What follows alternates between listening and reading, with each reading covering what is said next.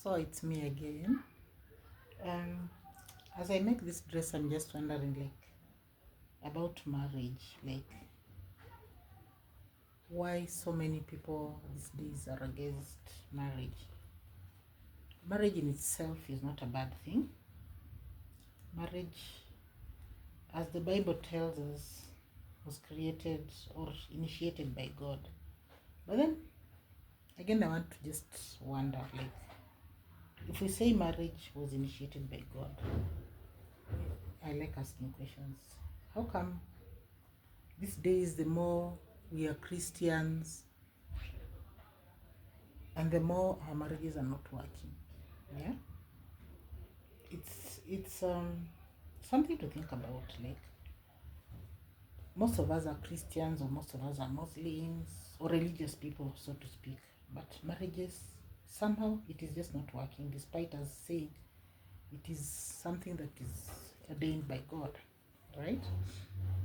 Then I think about, the past marriages that are not necessarily, our parents were already, okay, maybe I'll speak for my parents. Our parents were already starting to be educated and think differently from what our grandmothers uh, thought about marriage was, right? Yeah, so in the days of our grandmothers, for them marriage was more like a survival basically. Men and women married because of convenience, I guess. Most It was mostly arranged marriages. This whole romantic thing of marriage that we've come to normalize these days. Like, oh, I want a man who's romantic, a man who can take me out, a man who can do this and that. And men on the other side, I think for them they really don't think like women. Men mostly think about survival of their genetic pool, or whatever it is you want to call it. And so we have a conflict of interest here, because the reasons that women are getting married are so totally different from the reasons that men are getting married. Yeah, for us as women, because naturally, I guess women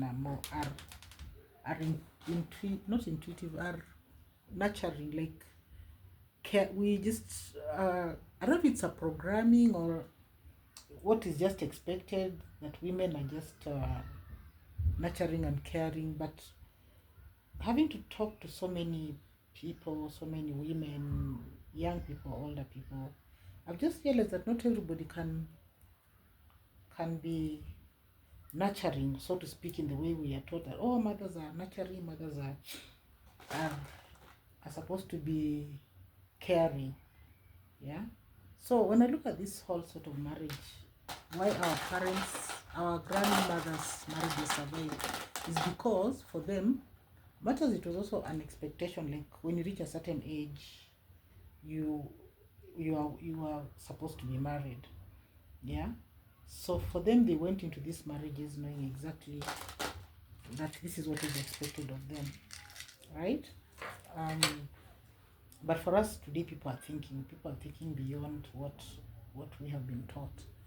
And I just reminisce about it and just wonder, where did the rain start beating us, especially in Africa? Because marriages before worked, and at that time, much as people want to say that, oh, the woman was not respected, but from my research, the place of women in the traditional African society was such an honorable place that people just did not take it for granted.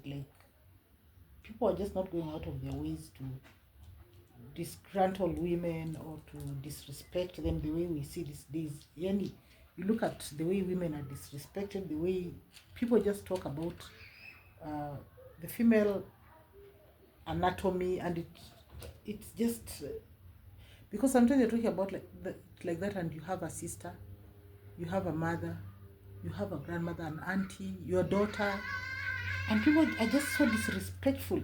I remember one man, is a man I know, a man I know actually who is related to me by my former marriage, like, yeah, and he used to say like, oh, women are just unnecessary evil. Can you imagine? That is the that is the mentality he passes on to his sons, that women are are unnecessary evil, not unnecessary but are necessary, meaning we are necessary but we are evil. So that is the mentality he passes to his children, to his sons, or maybe just to his children. So can you imagine what kind of sons? This one looks so nice. I think I put too many beads. No, let me remove them. So yeah, so you can imagine what his sons think about when they get married. What do they think about even the women they are married to? Like, okay, these people are here, they are necessary, but they are evil. And then that is a mentality this man passes on to. If you're married to such a man, like, he's looking at you and he's thinking, yeah, these women are here, they are necessary, but they are evil. Anyway, I digress a bit. Yeah, but what was the marriage arrangement in the past before all this colonialism and all this brainwashing that we've been told? In fact, for me, I'm sorry to Christians, but when I think about it, the Bible tells us, oh, a man must be a husband, but of one wife. Uh-huh. Then the reality, even in church, the reality is that men are sleeping around, even those so-called elders, those so-called chaplains, pastors, even priests, people in leadership positions in the church. Like, they're all just sleeping around, having affairs, and they have wives. Then to me, I wonder, I start asking myself, like, what is it that these people believe in? Like, what they've been taught or told in church. I personally attend a very strict church, a church that really, they call themselves the Remnant Church. We call ourselves the Remnant Church. Yeah, and so they are very strict about the way they go about their things, about the way they do their marriages and all that and all that. But this whole problem is so rampant in church that you wonder where we are heading. I mean, this is just me ranting about marriage and what it was kitambo, like in the past, and what it is today. Today we have romanticized this whole thing, this whole marriage thing, and people are thinking, oh, when I get married, this is what I expect of my husband. We'll be going out, he'll be taking me out on dinners. And by the way, I was one of those people who used to be taken out on dinners. Yeah, so, and in your mind you would start believing that that's what, well, I'm not saying it's a bad thing, but you start imagining and believing that that is what a marriage should be. Yet the reality on the ground is that it might not always be dinners every day. There are times you just get annoyed and you just, like, you don't want to see this person. It's the reality. I used to have a friend who used to say that she used to bury her husband. He's alive, but she's like, I've buried him, but I'll go and bury him, like, when I've cooled down. Which is the reality of the ground. Like, sometimes we all get angry at each other because of our expectations. Just as human beings, we didn't expect that this person will behave in a certain way, but yeah, here we are. They have behaved like that, they have disappointed you, and then you at that moment you are annoyed with that person, and you just like, I don't want to see this person. Yeah, so yeah, and then after a few days, yeah, she'll go and bury him. Oh my god, yeah, she'll go and bury her husband and bring him back to life. Yeah, and life, and it continues. Yeah. And then here we are in the church. We've been told that marriage is supposed to be this and that, and when we have even this family life talks and all that, the painting they paint about marriage is not what the reality is on the ground. Yeah, we're supposed to do this, we're supposed to, and the other funny thing is that it's only women who are told to do this for your husband, do that for your husband, cook for him. uh in fact, I remember in my stupidity back then, yeah, I used to think, I used to say that I used to be one of those women who would say, like, oh, be the prostitute. You know, people, men, like, people say, like, oh, men like those places because, oh, they have different styles of whatever, sex or whatever. So I would tell young girls, like, yeah, you know, if you need to please your husband this way and that way. And then these days I look at it and then I'm just wondering, that was that even really the right advice? Because marriage is different. It's not about sex. Yeah. Because for me, I always these days I tell people, like, you know, if it's about cooking, I'm, I think, one of the best cooks, if I must praise myself. I have a degree in home economics. Hello. Yeah, so I know how to cook. I know how to present my food in such a way that you think you are in a restaurant. Yeah. If it's about sex, huh? My mother is a Ugandan, so you can imagine what I know about sex, right?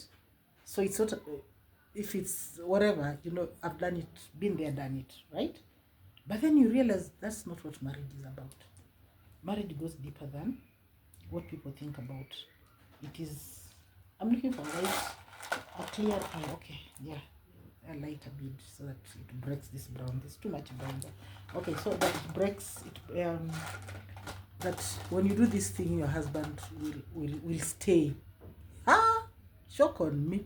They leave, whether you are cooking 5-star hotel, whether you are having all the styles of sex, whether you what else is it? Oh, whether you keep your house clean. But they, having done home economics, yeah, for me, I know about daily cleaning, weekly cleaning, monthly cleaning, yearly cleaning, all those things. And so my house was pick and span. Yeah, but see the money. So I came to realize that it's not all about it. It has a lot about people's background. Not that my own was also good, yeah, but it has a lot to do with people, where people are coming from, their upbringing. Because imagine if you are married to a man whose father has told him that the only thing, that women are unnecessary evil. So he's marrying you knowing very well you are an evil woman. You're going to be evil. Yeah, and not to say, I always say sometimes some of us are so evil. Yeah, me included. But then I can be evil. Woo, woo. Yeah, but I'm just thinking about it. Yeah, so even as we advise our daughters to get married, I think for me, what I've learned basically is that you really need to be in tune with yourself, like love yourself first before you just go into marriage. Because it's, for us, it's what society expected. You finish high school, you finished school, you finished university or college, you have a job. The next thing people will be asking you is that, why are you not getting married? You should get married, right? But then you get married, and then after getting married, you realize that what you are hoping is in that marriage is not exactly what it is. Yeah.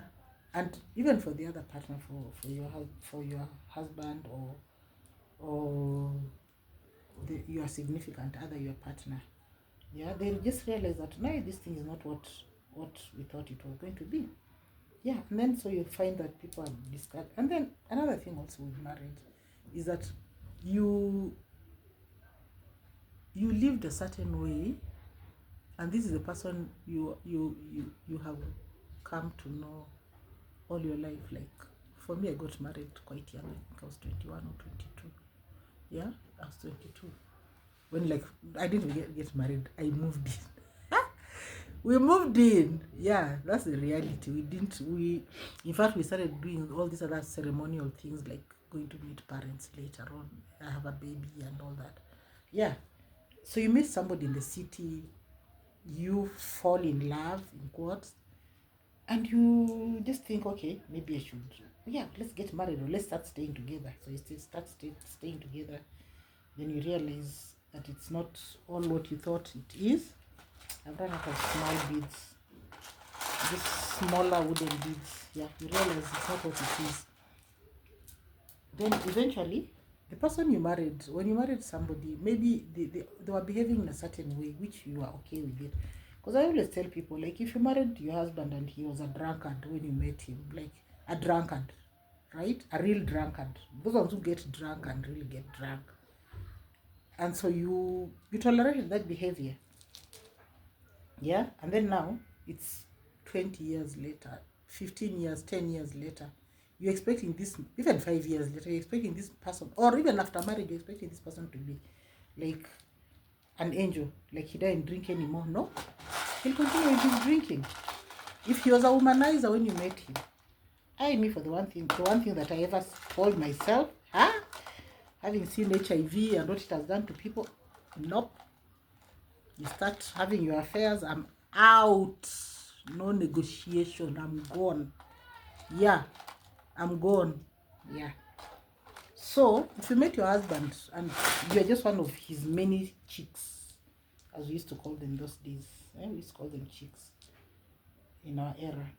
So you're one of just them, and then he probably decided to stick with you, probably because he saw you are a better chick than the other chicks.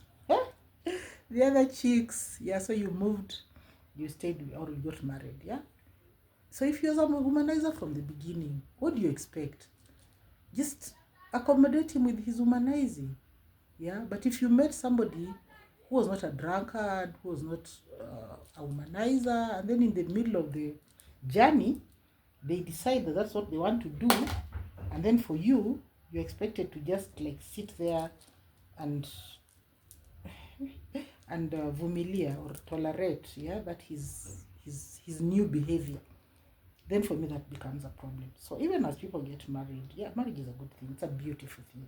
By there, yeah, I'm one of those women who can say I had a beautiful marriage, and najivunia kukuwa na a beautiful marriage. Yes, that is one thing I always tell people. I had a beautiful marriage. And so when things started changing, I was not going to sit there and accept those changes. Yeah. So marriage requires a lot. And even men, as they get married, I tell even my sons, when you get married, yeah, if you want to get married, that is. If you don't want to get married, by then these days I'm okay with it. If someone doesn't want to get married, so be it. That institution is hard. It's hard work. It takes a toll on your emotional health, a toll on yourself. Yeah, but as we get married, we really need to think about why are we getting married. Some people get married just to have a name. I'm Mrs. So and so. Some people get married because they want children, to be called a mother. Some people get married because of wealth. Yeah, you've seen this person is wealthy, and you are deciding, I want to be a part of that wealth, and so you get into marriage with this person. Some people want to get married because the other person is fun. So what happens when the fun ends?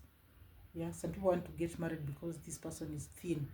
We were all size 8, is it 6 at one point, but look at us now, right?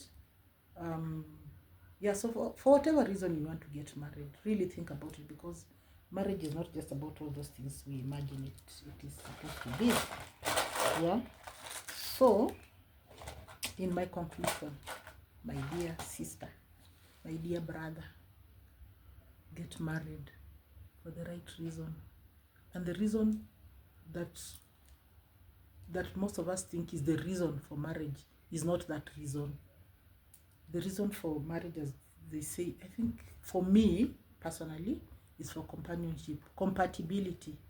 The person you marry must be compatible with you, have the same interests, have the same values, have the same way that you want to go. Because sometimes you marry people and you think we are going the same way, you're not going the same way. And also deal with the patterns of different families. Oh, this my thing is coming out so nicely. I'm loving it. Yeah, the patterns that you see in a family, those patterns have been there for years. People call it generational curses, but I've come to realize it's not even curses.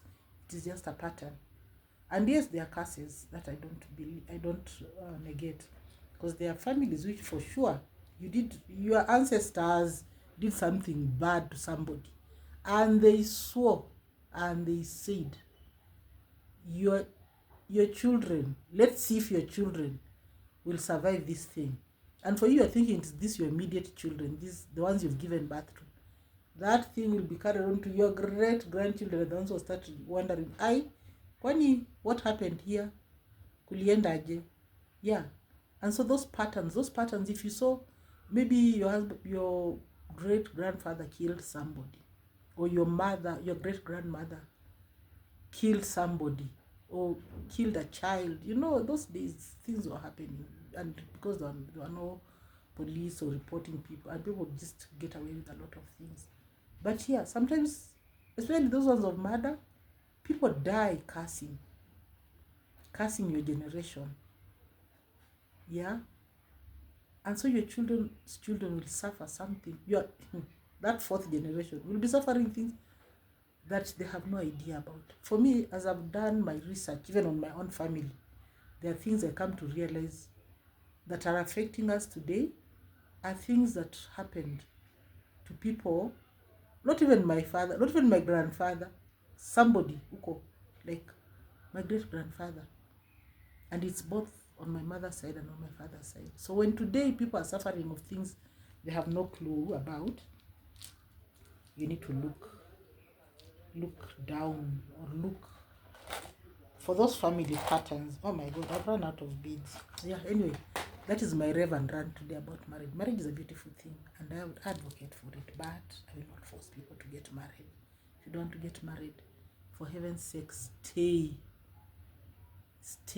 alone, enjoy yourself, enjoy your money, love yourself, go places, explore. Tuko pamoja? Sawa, let me finish this dress. Bye.